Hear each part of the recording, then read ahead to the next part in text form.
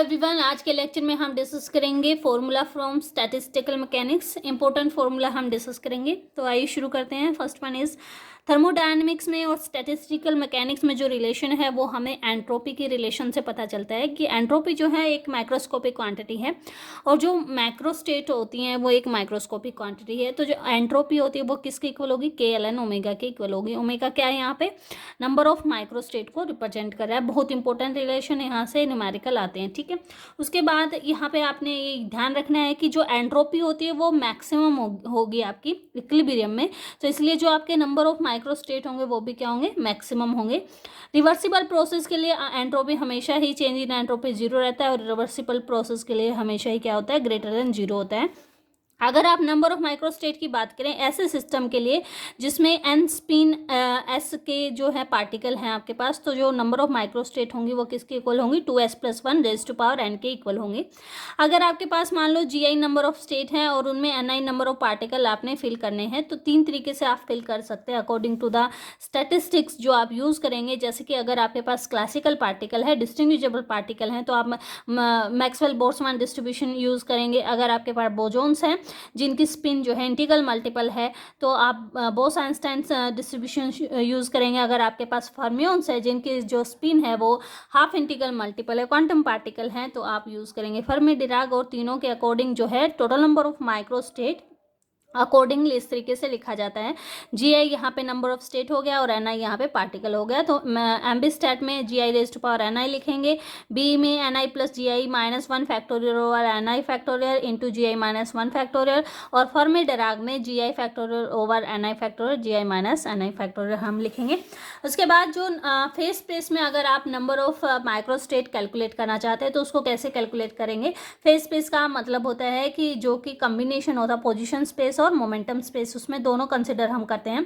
अगर आपके पास f degree of freedom है तो डायमेंशन जो होंगे फेज स्पेस के क्या हो जाएंगे? 2f, f for position space and f for momentum space. Total कितने हो जाएंगे? 2f। Volume of unit cell जो होता है फेज स्पेस में h raise to power f होगा, ठीक है।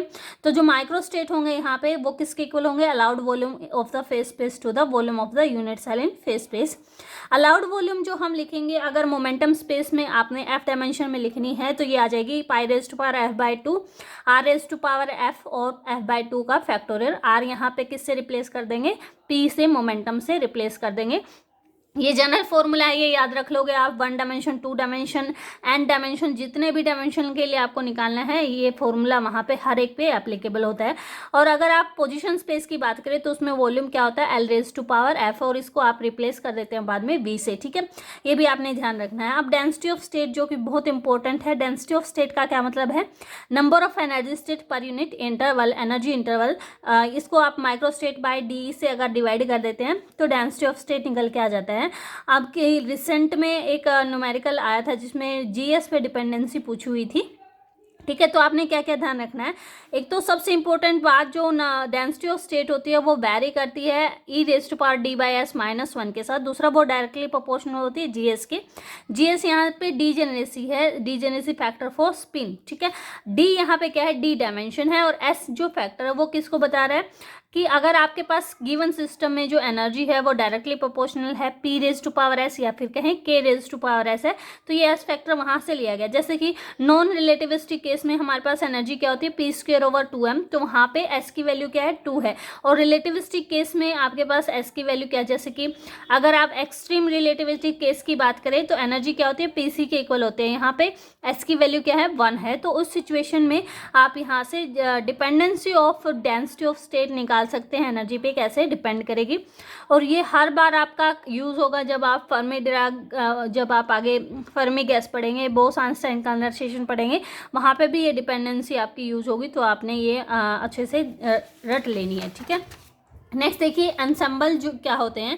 एंसेंबल बेसिकली कलेक्शन होता है large number of identical system, जो कि मैक्रोस्कोपिकली तो आइडेंटिकल होते हैं बट माइक्रोस्कोपिकली क्या होता है? वो डिफरेंट होते हैं। जैसे कि फर्स्ट जो एंसेंबल आपका है माइक्रो कैनोनिकल एंसेंबल, उसमें क्या होगा? आपके जो नंबर ऑफ पार्टिकल हैं, वॉल्यूम है और एनर्जी वो फिक्स कर दी गई है वैल्यू हर एक सिस्टम की, ठीक है। और इसकी जो वॉल्स है वो आपने याद रखने की, वॉल्स कैसी हैं? वॉल्स इसकी नॉन कंडक्टिंग है, रिजिड है, इम्पेनेट्रेबल है, ठीक है। रिजिड का मतलब मतलब वो डिस्प्लेस नहीं हो रही है, नॉन कंडक्टिंग मतलब हीट ट्रांसफ़र नहीं हो रही है वहाँ से, और नंबर ऑफ पार्टिकल भी वहाँ से एक्सचेंज नहीं हो रहे। कैनोनिकल में आपके NVT को फिक्स कर दिया गया है, और इसको आप इस सिस्टम को बोलते हैं सिस्टम इन थर्मल इक्विलिब्रियम, या फिर ये सिस्टम कैसा होता है, क्लोज सिस्टम होता है। इस सिस्टम की जो वॉल्स होती हैं वो कंडक्टिंग होती हैं, रिजिड होती हैं और इनपेनेट्रेबल होती हैं, यानी कि यहाँ टेम्परेचर जो रहता है वो इक्विलिब्रियम में रहता है, क्योंकि वॉल्स कैसी यहाँ पे कंडक्टिंग है। ग्रैंड कैनोनिकल एंसेंबल में जो आपके TV म्यू यहाँ पे पोटेंशियल है, केमिकल पोटेंशियल, इनकी वैल्यू फिक्स रहती है। इनकी वॉल्स जो होती है कंडक्टिंग, रिजिड एंड पेनेट्रेबल हैं, इसलिए इस सिस्टम को ओपन सिस्टम भी बोला जाता है। ठीक है, नेक्स्ट देखिए, जो आपके प्रोबेबिलिटी लिखने का तरीका है फॉर कैनोनिकल एंसेंबल के लिए लिखा गया है कि अगर आपके पास प्रोबेबिलिटी लिखनी है आपने having energy ER by the system, तो प्रोबेबिलिटी को हम लिखेंगे GR यहाँ पे डीजेनरेसी है, e⁻β ER over summation GR e⁻β ER, जहाँ पे जो नीचे वाली टर्म है वो किसको बता रही है, पार्टीशन फंक्शन को बता रही है। पार्टीशन फंक्शन का मतलब होता है, ये एक आइडिया देता है कि डिस्ट्रीब्यूशन कैसे है पार्टिकल का अमॉन्ग द स्टेट्स। ठीक है, तो QN से हम रिप्रेजेंट कर रहे हैं वो क्या है, समेशन GR e⁻β ER, और GR यहाँ पे क्या है, डीजेनरेसी है। अगर डिस्क्रीट एनर्जी लेवल हैं तो आपका जो पार्टीशन फंक्शन होगा इस तरीके से लिखा जाएगा, और अगर आपके एनर्जी लेवल कंटिन्यूस हैं तो आपका पार्टीशन फंक्शन इस तरीके से लिखा जाएगा for F dimension 1/h⁻f e⁻βh dFq और dFp। ठीक है, ये प्योरली क्लासिकल आपका पार्टीशन फंक्शन है और डिस्टिंग्विजेबल पार्टिकल के लिए लिखा गया है। अगर आपके पार्टिकल इनडिस्टिंग्विजेबल हो जाएं और एनर्जी कंटिन्यूस है तो आपका पार्टीशन फंक्शन जो लिखा जाएगा वो 1/n फैक्टोरियल से यहाँ पे डिवाइड हो जाएगा, बाकी एज इट इज़ लिखा गया है। अब यहाँ पे आपने ध्यान रखना है कि मान लो आपको सिंगल पार्टिकल का पार्टीशन फंक्शन पता है और n पार्टिकल के लिए आपको निकालना है, तो डिस्टिंग्विजेबल के केस में वो टर्म क्या आ जाएगी, Q1 VT⁻n, और इनडिस्टिंग्विजेबल के केस में बाय n फैक्टोरियल हो जाएगा। बट n फैक्टोरियल किसके केस में होगा, सिर्फ कंटिन्यूस एनर्जी के केस में होगा, डिस्क्रीट एनर्जी के केस में ऐसा हम नहीं लिख सकते। ठीक है, एवरेज एनर्जी को निकालने का क्या फॉर्मूला होता है, it is equal to summation ER PR, या फिर दूसरे तरीके से हम लिख सकते हैं U is equal to minus curly over curly beta ln QN, यहाँ पे क्या है हमारा पार्टीशन फंक्शन है। बहुत ही इंपॉर्टेंट रिजल्ट है, यहाँ से हमेशा क्वेश्चन जो है आपका बनता है, ये आपने अच्छे से याद रखना है। नेक्स्ट जो आपकी हेल्महोल्ट्ज फ्री एनर्जी कैसे निकालते हैं, हेल्महोल्ट्ज फ्री एनर्जी का वैसे तो फॉर्मूला याद रखें तो सफिशिएंट है, बट अगर ये थोड़ा सा आप रिलेशन भी याद रख लोगे तो आगे की जो रिलेशन है वो याद करना आपको ईजी हो जाएगा।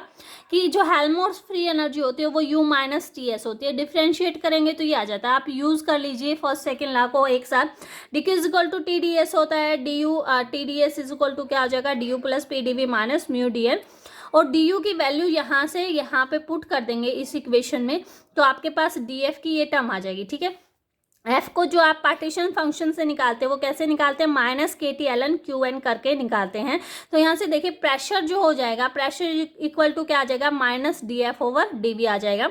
तो यहाँ से यही लिखा है, pressure is equal to -curly at constant N and T। ठीक है, केमिकल पोटेंशियल लिखे तो केमिकल पोटेंशियल में पॉजिटिव साइन आ जाएगा और कर्ली F/कर्ली N के इक्वल हो जाएगा। ठीक है, अगर आप एंट्रोपी की बात करें तो कर्ली F/कर्ली T हो जाएगा विद नेगेटिव साइन। यहाँ पे ध्यान ये रखना है, सिर्फ केमिकल पोटेंशियल में पॉजिटिव साइन आता है, यहाँ भी नेगेटिव आएगा, यहाँ भी नेगेटिव आएगा। अगर आप मैग्नेटिक मोमेंट की बात करें वहाँ पे भी नेगेटिव साइन आ जाता है, और वो क्या होता है, कर्ली F/कर्ली H के इक्वल होता है। अगर आप specific heat at constant volume की बात करें तो वो कर्ली U और कर्ली T के इक्वल होता है, और U हमने अभी भी निकाला था। अगर यहाँ से इस रिलेशन से इसको डिफ्रेंशिएट कर दें विद रिस्पेक्ट टू T और S की वैल्यू ये पुट कर दें तो ये रिलेशन बन जाता है CV is equal to -T curly 2F/कर्ली T²। ऐसे भी आप यहाँ से स्पेसिफिक निकाल सकते हैं। मैग्नेटिक मोमेंट निकालने का ये भी तरीका है। दूसरा तरीका, अगर आप यहाँ से इंटरनल एनर्जी निकालें तभी भी आप इसका जो रिलेशन होता है U is equal to -mv के इक्वल होता है, और इस रिलेशन से भी आप जो है मैग्नेटिक मोमेंट निकाल सकते हैं। नेक्स्ट देखिए, कुछ सिस्टम जो हैं आपके स्टैंडर्ड सिस्टम, उनके लिए मैंने पार्टीशन फंक्शन लिखा है। क्लासिकल आइडियल गैस के लिए सिंगल पार्टिकल का जो सिंगल गैस मॉलिक्यूल का पार्टीशन फंक्शन होता है वो इसके इक्वल होता है। यहाँ पे एक टर्म है जो कि हमने लिखा है h/2π mkt, इसको बोलते हैं मीन थर्मल वेवलेंथ। तो आप हमारा पार्टीशन फंक्शन जो होगा वो किसके इक्वल हो जाएगा, वी ओवर लैम्डा क्यू के इक्वल हो जाएगा। अगर क्लासिकल लीनियर हार्मोनिक ऑसिलेटर है तो उसका ये आपने याद रखने हैं, जो मैंने यहाँ पे लिखे हैं आपको क्रैम होने चाहिए, ये कुछ जो है आपके जो स्टैंडर्ड केस है उनके लिए है। System of classical linear harmonic oscillator के लिए लिखेंगे तो सिंगल पार्टिकल के लिए 1 over beta h bar omega होगा, और एन के लिए लिखेंगे तो पावर एन हो जाएगी। अगर क्वांटम हार्मोनिक ऑसिलेटर है तो ये क्या हो जाएगा, इसके कोरस्पॉन्डिंग तो मैंने अभी न्यूमेरिकल भी करवाया था एक वीडियो पहले, तो वहाँ से डेरिवेशन भी आप देख सकते हैं कैसे आया है, इजी है। तो जो पार्टीशन फंक्शन होगा वो 1/2 sine hyperbolic beta h bar omega by 2 के इक्वल होगा। अगर आपके पास कोई मैग्नेटिक सिस्टम दे रखा है तो वहाँ पे जो मान लो कि एक एन इंडिपेंडेंट डायपोल्स हैं जिनकी एस की वैल्यू हाफ है, जे की वैल्यू हाफ है, एल 0 है, उनको मैग्नेटिक फील्ड में रख दिया है तो पॉसिबल एनर्जी आपके पास minus mu B plus mu B हो जाएंगी, ठीक है। और पार्टीशन फंक्शन आपका क्या बन जाता है, 2 cos hyperbolic beta mu B के इक्वल आ जाता है। और एन पार्टिकल के लिए करें तो रेज टू पावर क्या हो जाएगा, एन हो जाएगा।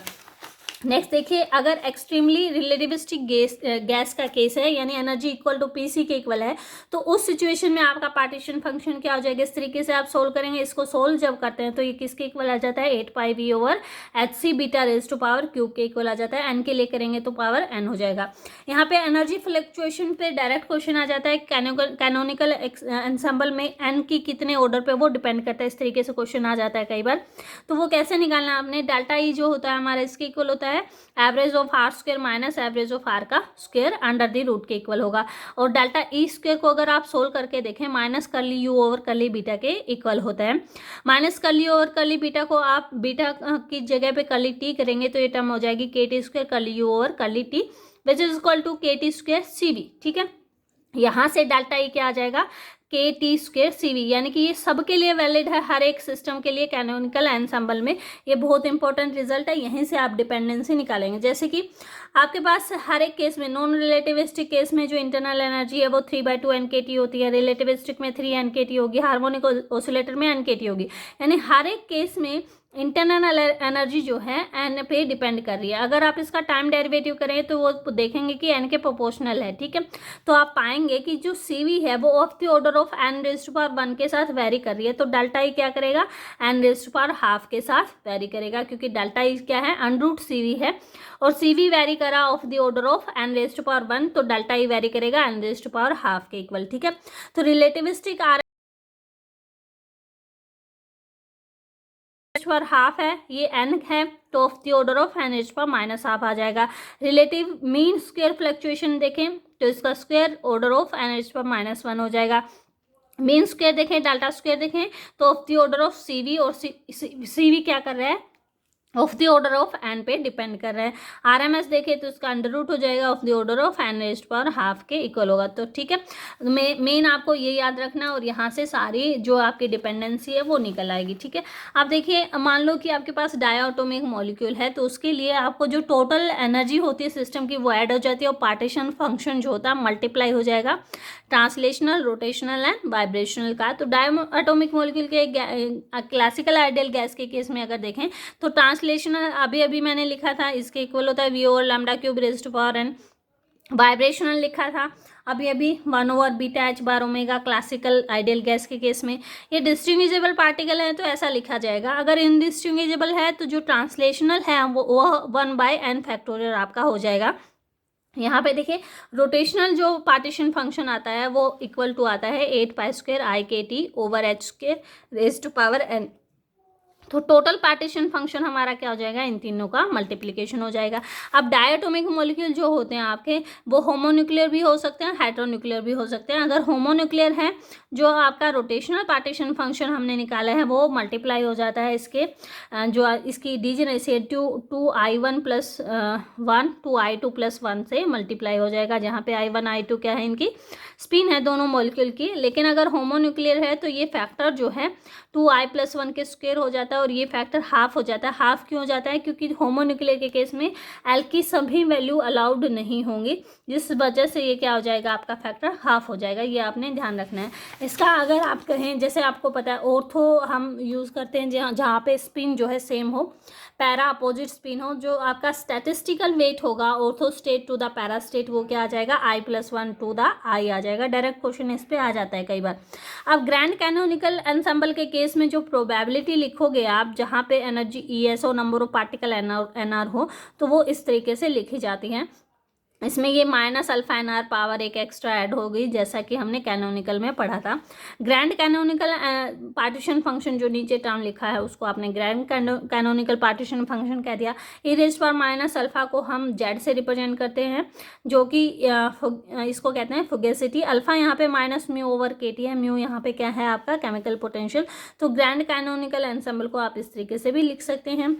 यहाँ पे जो आपकी एवरेज एनर्जी होगी वो किसके इक्वल आ जाएगी, this term is equal to -curly beta और पार्टीशन फंक्शन, जैसे पहले भी हम लिखते थे। यहाँ पे पार्टीशन फंक्शन क्या हो गया, ग्रैंड कैनोनिकल हो गया, या फिर जो भी आपकी स्टैंडर्ड नोटेशन है समेशन ES, और जो आपका यहाँ पे डिस्ट्रीब्यूशन है e⁻⁴ β ES divided by partition function. Average number of particle लिखेंगे तो ये कर्ली अल्फा और ln Q, जो भी उसका ग्रैंड कैनोनिकल का पार्टीशन फंक्शन होगा, और यहाँ पे इस तरीके से भी इसको लिखा जा सकता है। ठीक है, अब यहाँ देखिए, अगर मान लो आपके पास क्लासिकल पार्टिकल है और बोजोन्स है, तो जो ग्रैंड कैनोनिकल पार्टीशन फंक्शन होता है वो इक्वल टू होता है एक्सपोनेंशियल ऑफ e⁻βu, और ये जो आपका Q1 है, this is the canonical partition function. ठीक है, ये कैनोनिकल है और इसको ग्रैंड कैनोनिकल से, इस एक्सप्रेशन से रिलेट किया जा सकता है अगर क्लासिकल पार्टिकल है या फिर बोजोन्स है। फर्मियोन्स के लिए आप इसको ऐसा नहीं लिख सकते। ठीक है, यहाँ पे फ्लक्चुएशन अगर देखें ग्रैंड कैनोनिकल एंसेंबल में, तो नंबर ऑफ पार्टिकल में फ्लक्चुएशन स्टडी करते हैं। डेल्टा एन इस तरीके से लिखा है, डेल्टा ई लिखा हमने। डेल्टा एन का जो एक्सप्रेशन आता है, डेल्टा एन स्क्वायर क्या आ जाएगा, -n average over curly alpha. जैसे delta E square curly U over curly beta लिखा था, इसी तरीके से यहाँ पे लिखा है। नॉर्मल कंडीशन में जो आपका delta N square over N square आता है, P/n इंटू KT। KT यहाँ पे क्या है, आइसोथर्मल कंप्रेसिबिलिटी होती है। नॉर्मल कंडीशन में ये जो है एन पे इंडिपेंडेंट होती है, इसलिए जो ये आपका फ्लक्चुएशन है रिलेटिव मीन स्क्वायर, वो of the order of 1/n होगा। और अगर लेकिन RMS की अगर बात करें तो वो हो जाएगा of the order of n⁻⁻1/2। लेकिन क्रिटिकल केस में अगर हम देखें तो यहाँ पे आइसोथर्मल कंप्रेसिबिलिटी जो होती है वो of the order of n हो जाती है। इस वजह से ये इंडिपेंडेंट ऑफ n हो जाएंगे आपके दोनों ही, चाहे वो आपकी रिलेटिव मीन स्क्वायर फ्लक्चुएशन हो, चाहे आपकी रिलेटिव RMS फ्लक्चुएशन हो, दोनों ही इंडिपेंडेंट ऑफ n आपके हो जाते हैं। ठीक है, नेक्स्ट देखिए, डिफरेंट टाइप ऑफ स्टैटिस्टिकल हम यूज़ करते हैं। एम्बिस्टैट, बोस-आइंस्टाइन, फर्मी-डिराक। यहाँ पे जैसे बताया, एम्बिस्टैट कब यूज़ करेंगे, डिस्टिंग्विशेबल आइडेंटिकल पार्टिकल होंगे, क्लासिकल आइडेंटिकल पार्टिकल होंगे। बोस-आइंस्टाइन बोजोन्स के लिए होगी, फर्मी-डिराक फर्मियोन्स के लिए होगी। तो यहाँ पे डिस्ट्रीब्यूशन फंक्शन जो होता है कि average number of particle per unit state क्या होंगे, उसको प्रोबेबिलिटी ऑफ ऑक्यूपेंसी भी बोला जा सकता है, NI और GI। इसको ऐप से डिनोट करते हैं, वो होता है 1/e⁻α plus beta ER plus A की वैल्यू MB के लिए 0 होती है, फर्मी-डिराक के लिए +1 और बोस-आइंस्टाइन के लिए -1 होती है। यहाँ पे एक डीजेनरेसी डिस्क्रिमिनेंट फैक्टर डिफाइन किया जाता है n⁻³ करके। लैम्डा यहाँ पे क्या है, जो आपकी मीन थर्मल वेवलेंथ पीछे हमने पढ़ी थी। तो ये जो फैक्टर है ये बताता है कि आपका कितना डेविएशन हुआ है क्लासिकल बिहेवियर से। अगर ये फैक्टर बहुत लेस है 1 से तो क्लासिकल कंसिडरेशन होगी, इक्वल टू 1 है तो क्वांटम होगी, ग्रेटर देन 1 है तो डीजेनरेट क्वांटम होगी, और रीचेस टू इन्फिनिटी है तो कम्प्लीटली डीजेनरेट क्वांटम कंसिडरेशन होगी। तो पहले हम आइडियल फर्मी गैस डिस्कस करेंगे, जहाँ पे आपका जो डीजेनरेसी वो कम्प्लीटली डीजेनरेट होगी। तो डिस्ट्रीब्यूशन फंक्शन हमने ये लिखा है की जगह पे +1 लिख दिया है। आपके पास सिचुएशन क्या है, n⁻³ इन्फिनिटी को अप्रोच कर रहा है और t क्या है, 0 है। तो उस सिचुएशन में जो आपका डिस्ट्रीब्यूशन फंक्शन होगा वो 1 होगा अगर energy less than Fermi energy है, इक्वल टू 0 होगा अगर ग्रेटर देन फर्मी एनर्जी है।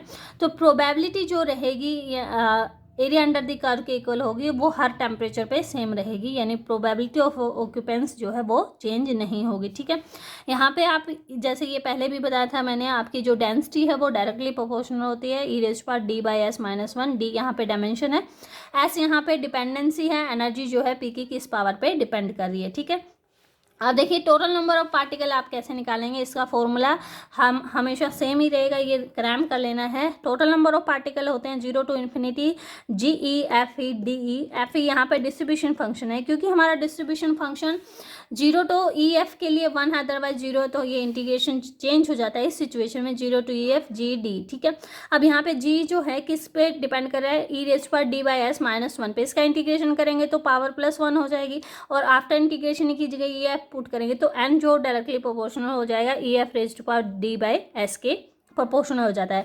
ग्राउंड स्टेट एनर्जी की अगर बात करें तो आप इस फंक्शन में क्या करोगे, GE FE और E से मल्टीप्लाई कर दोगे, इंटीग्रेट कर दोगे। अब FE तो यहाँ पे 1 है, 0 to EF इंटीग्रेशन होगा, और यहाँ पे G की डिपेंडेंसी क्या है, d/s-1, एक ही ऐड और हो गया तो डिपेंडेंसी क्या होगी, d/s होगी, इंटीग्रेशन के बाद डिपेंडेंसी क्या आ जाएगी, d/s+1। तो जो ग्राउंड स्टेट एनर्जी है वो EF के साथ d/s+1 से वेरी करती है। n की टर्म में लिखे तो ये डिपेंडेंसी आ जाती है d/d+s n EF, क्योंकि n क्या करता है आपका d/s से वेरी कर रहा है +1, तो d/s+1 से के साथ वेरी करेगी। ग्राउंड स्टेट में प्रेशर जो होगा 2/3 ऑफ E/V0 होगा। E और V की वैल्यू यहाँ पे पुट करके आप प्रेशर की वैल्यू यहाँ से निकाल सकते हैं। नेक्स्ट देखें फाइनाइट टेम्परेचर के केस में, यानी जहाँ पे कम्प्लीटली डीजनरेट नहीं है, T0 नहीं है, तो आपका जो फैक्टर है डिस्ट्रीब्यूशन फंक्शन वो इसके इक्वल होगा। अगेन फॉर्मूला सेम रहेगा, नंबर ऑफ पार्टिकल FE/GD के इक्वल होंगे 0 to इन्फिनिटी। इसको आपने इंटीग्रेट करना है, आफ्टर इंटीग्रेशन देखेंगे 3 डायमेंशन के केस में ये निकाला हुआ है, तो एनर्जी की डिपेंडेंसी इस तरीके से होती है। प्रेशर अगेन 2/3 E/V ही होगा, वो स्टिल वैलिड करेगा, और प्रेशर की वैल्यू ये आ जाएगी आपकी EF की value at any temperature T=0 पे इस तरीके से डिपेंड करेगी। हेल्महोल्ट्ज़ फ्री एनर्जी आ जाएगी, जो मेन है यहाँ पे स्पेसिफिक हीट जो होती है वो π²/2 NK² T/EF 0 के इक्वल होती है, और ये आपकी डायरेक्टली प्रोपोर्शनल टू T आता है। ठीक है, यहाँ पे स्पेसिफिक हीट आपने पढ़ा होगा α/T + βT² होती है। α/T वाली टर्म क्या आती है, इलेक्ट्रॉनिक स्पेसिफिक हीट, तो जो यहाँ पे निकल के आया है वो भी क्या है, हमारा इलेक्ट्रॉनिक स्पेसिफिक हीट है। सेकेंड टर्म किसको बताती है, लैटिस स्पेसिफिक हीट को, ये लो टेम्परेचर पे, और ये कहाँ है आपका हाई टेम्परेचर पे। ठीक है, नेक्स्ट देखिए आइडियल बोस गैस, इसमें जो डिस्ट्रीब्यूशन फंक्शन हो जाएगा वो E-μ/kT-1 के इक्वल हो जाएगा। यहाँ पे 2 केस स्टडी करेंगे, जब n/b कांस्टेंट होगा और n/b कांस्टेंट नहीं होगा, जो कि ब्लैक बॉडी रेडिएशन का केस है। पहला हमने n/b को कांस्टेंट कर लिया, हम स्टडी करेंगे यहाँ पे बोस-आइंस्टाइन कंडेंसेशन, और केस क्या है, T=T(c), जहाँ पे म्यू क्या हो जाता है आपका 0 हो जाता है। बोस-आइंस्टाइन कंडेंसेशन का मतलब होता है large accumulation of particle in ground state. ठीक है, तो इसको सोल्व करते हुए आपको एक फंक्शन बार बार आता है इंटीग्रेशन में, जो होता है जीटा फंक्शन, जो इसके इक्वल होता है 1/गामा function of s 0 to infinity x⁻s-1 e⁻x-1 dx। इसका जो आंसर आता है इक्वल टू होता है σ(n)(s). यहाँ पे कुछ मैंने स्टैंडर्ड वैल्यू लिखी हुई है, वो आप याद कर लें। जीटा2 जो होगा 1/n² का सम होगा, जो कि π²/6 के इक्वल होता है। जीटा4 1/n4 का समेशन होगा, जो कि π4/90। इस तरीके से मैंने लिखा हुआ है, आप देख लेना एक बार। ठीक है, देखिए नंबर ऑफ पार्टिकल का सेम फॉर्मूला है FE/GD। ठीक है, लेकिन अब इंटीग्रेशन 0 to EF नहीं होगा, क्या रहेगा, 0 to इन्फिनिटी ही रहेगा, क्योंकि कंप्लीट रेंज में आपका पार्टिकल जो फंक्शन है वो सेम रह रहा है। तो इस तरीके से हमने 3 डायमेंशन के लिए लिख दिया है। E/kT को आप x से रिप्लेस कर दें, तो x से रिप्लेस करने के बाद डिपेंडेंसी ऑन TC क्या आ जाती है, n जो वेरी करेगा डायरेक्टली प्रोपोर्शनल टू T⁻3/2 करेगा।